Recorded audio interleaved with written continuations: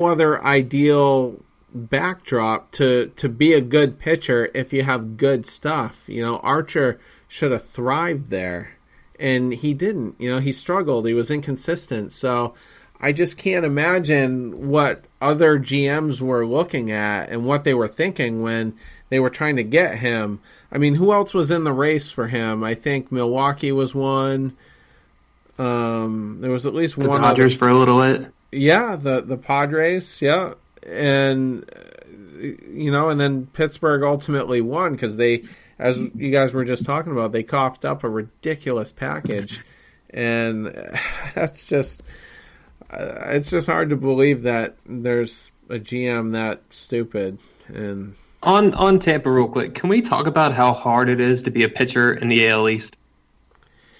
That's it is true phenomenal too. to see these guys look at these guys like Snell. Snell, I know he's been hurt for a minute, but he still has like a 2-something ERA. He is thriving in a division where, there's loaded artillery in every single one of those other teams outside of Baltimore. I mean, those Toronto bats can still hit when they seem to want to, at least. But you have to go up against the two highest powered offenses outside of Houston in baseball. 3 years ago.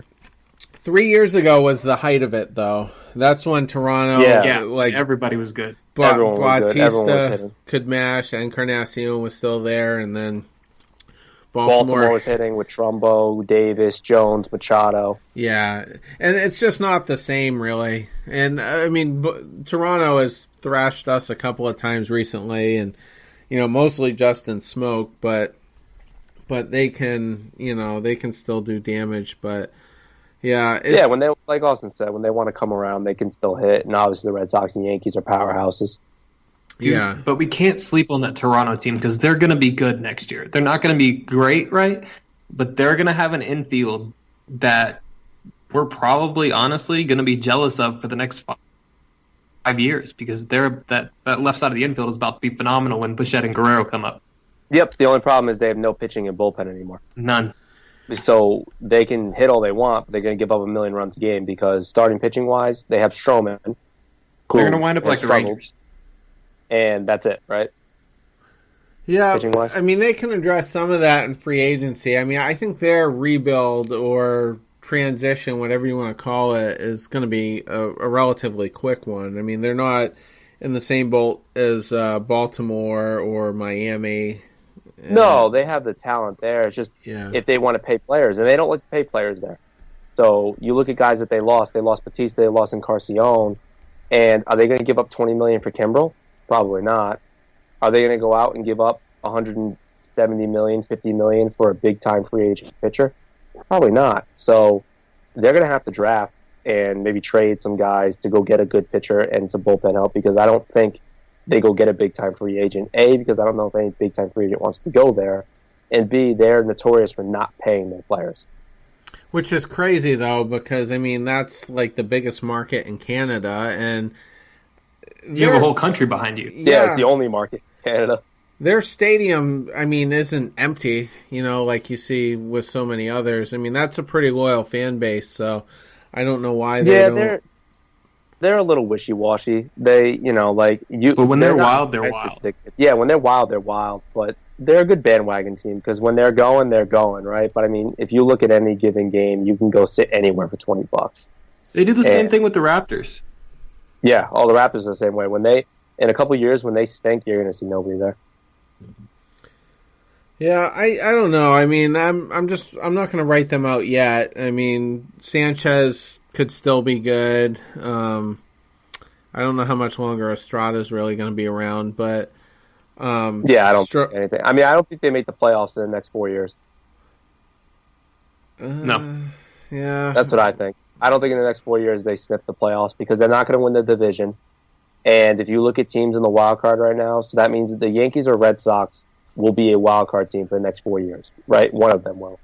So that means second wild card slot. You look at the Central, no one really there, maybe the Twins. But the Twins are closer to the playoffs than the Blue Jays. So that's one team in their way. You look at the West, Seattle and Oakland and Houston are all above them. So they have a lot of teams to catch just to sniff the wild card. Seattle's going to fall off next year, so... They will, but they'll still be better than the Blue Or Jays. maybe immediately, because Paxton has a forearm strain, and that's usually the next step from Tommy John. But with Toronto, though, I mean, definitely the next 2 years. But I mean, we've been seeing it the last couple of years. These teams just getting there ahead of schedule, and we're sitting here wondering now if Oakland's going to win the division from the defending champs. And nobody saw Philly. Games. No one saw Philly and Atlanta getting to where they're at, and so I don't want to write them off. I mean, the lineup for them is going to be looking really good. So it's just through trades or free agency, whatnot. I mean, I don't want to write them off, and we don't even know what we're going to be 3 years from now. You know, which guys we're going to be able to retain, which guys are still going to be performing, you know, at an elite level. And I think New York, AL East wise, has the best outlook of anyone right now. But I don't know. I don't know. Nothing really would shock me anymore. Like, it's just trying to predict a rebuild is just really tough because teams are actually getting younger as well. I mean, the Brandon Phillips hit 285 last year. You know, 5 years ago, he's probably signed before the end of the winter meetings, but he didn't get signed till what, June, July? So June, yeah, I think. Yeah, so I mean, as the the league gets younger, I don't know. I don't want to. It's tough to put a timetable, I guess, on certain teams, but yeah, for sure. Like, I get that whole thing. Like, they could go out and sign, Harper and Machado, right? Obviously, and then be okay. Well, they're good, but the teams that you listed there that have been good. That quicker than expected, right? Oakland, Philly, Atlanta. They all have one thing in common. They all have pitching. And their bats came later. The Blue Jays don't. They're the opposite. They have bats with no pitching. And the Red Sox have pitching. The Yankees don't have dominant pitching, but they have veterans and young guys. They're all mashing. And the Blue Jays don't have all those guys either. So unless something crazy happens with them changing their tide, which is paying free agency and drafting some pitchers, because the Phillies did technically sign Arrieta in free agency, but Nola's been unbelievable. And, I don't remember Philly, not spending money in free agency. They're, a big, anti that, like Tampa or Toronto or Baltimore. So, I don't know. I'm writing them out for the next 4 years. They could shock me, but they'd have to do a lot of work internally. They'd have to spend some money. They have to draft some pitching and get lucky that these guys develop quicker. But Ben Sherrington's basically their farm director. So okay, so definitely not really working. Yeah, they probably won't be trading. But it's going to be shorter than Baltimore's. True. Yeah, I think everybody in baseball will be shorter than Baltimore. Maybe. No, yeah, they're the shortest. I was going to say Texas, maybe, but no. Texas is going to be a while. Yeah, Baltimore's longer though. They got nothing. Anyway, who's pitching game 2 for us? Yeah, actually, I want to get through that because I want to talk about the Yankees. Game 2 is Price. I mean, should do all right. I might be a little nervous if they were pitching in the Trop, but we're at home, so I don't. And he pitches pretty well against the Rays. Yeah, he loves pitching against the Rays. Yeah, so I'll take that win. Yeah, and then I think we'll just that made Terry nervous. We'll give Sale his win right now. So. Yeah, we'll give Sale the win, who also pitches. Even though we usually don't get run support against Tampa when Sale's on the mound the past 2 years, but that's just a weird thing. But this year, team's different anyway. So, yeah, I say 2 out of 3 minimum for this. And I wouldn't be surprised with a sweep, but if we lose it, I'd be utterly shocked with the way Price is pitching, the way Sale's pitching, and Johnson's been solid. Yeah, it just all hinges on Friday, with Johnson's start. Yeah, I think so, because I think Price or Sale will win one of their starts. So if we can sneak Johnson out, then it's pretty much a series win. Yeah. Getting over to the Yankees, some interesting things. Judge today, it came out that he had to have a cortisone shot, and his initial 3-week estimate on when he would be back has suddenly turned into no timetable whatsoever. So, I don't know if he's gonna. I mean, do you guys expect to see him back before the playoffs? Yeah, he'll be back for the playoffs, but he'll have Bogart syndrome from last year, where he will not be half as effective. He won't be hitting 300. He won't be hitting bombs as much. Been saying it since the injury happened. It's going to be the exact same thing. Yeah. It's a season-ending injury without ending the season. You know what I mean? It's he's mentally come back over. And just not be himself. Yeah, he's just not going to come back and be himself. And he doesn't have enough time in the season to get to himself. If this happened in April, I'd say he'll be 100% and himself by the playoffs, because they'll sit him out until the All-Star break and then slowly get back and he'll feel good. But that needs like 6 months to just 3 to 6 months to just sit there and do nothing. It's the most important part. Yeah, I mean, look at Pedroia a couple years ago when he hurt his thumb. Dude couldn't even hold the bat, and we give Pedroia shit all the time. But when he's healthy, he's a 300 hitter, and if you can't hold the bat, you can't hit the ball. So I'm not surprised there. The Yankees are in trouble. I mean, we've been saying it. They're going to make the playoffs.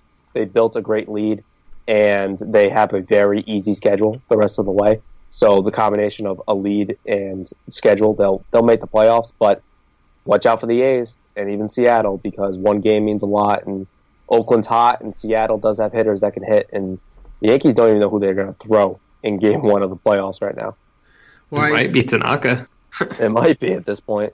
I think Tanaka's Snell tomorrow, by the way. Get excited.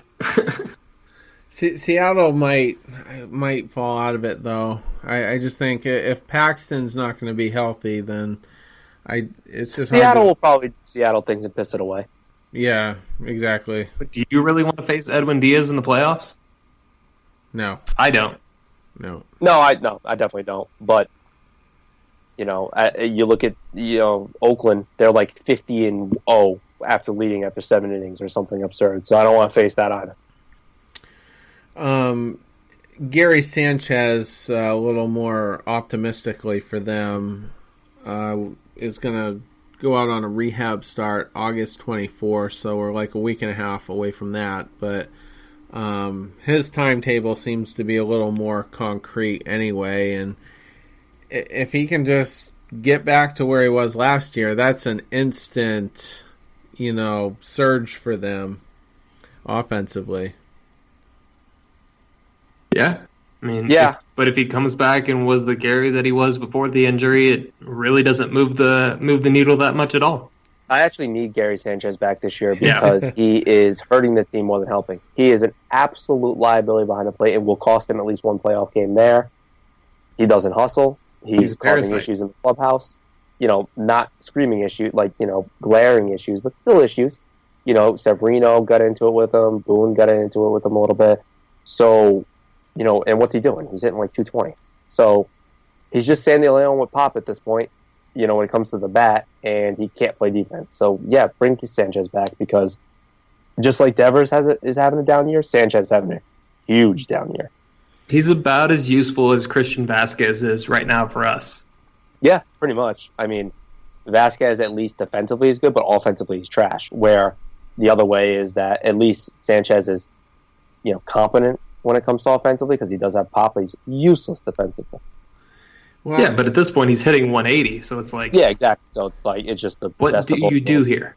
Yeah, he does nothing for them right now. I think he's going to have a chip on his shoulder, though. I mean, he got embarrassed and roasted throughout the media in that final game before he did go on the DL. And so I don't know. I think the Gary we saw in the first half of the season, I think that is what his floor is. And we've seen his ceiling as well. So I think he will at least find a middle ground there and normalize, basically. Yeah. I'm a little more nervous about the impact he could make. Also, though, a guy who has turned it up lately is Miguel Andujar, who just hit his 19th home run and has just been on fire lately.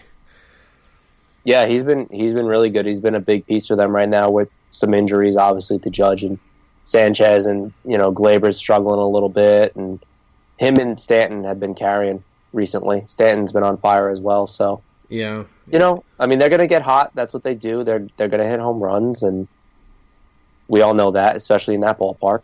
And Andujar's good. He's going to be a good player.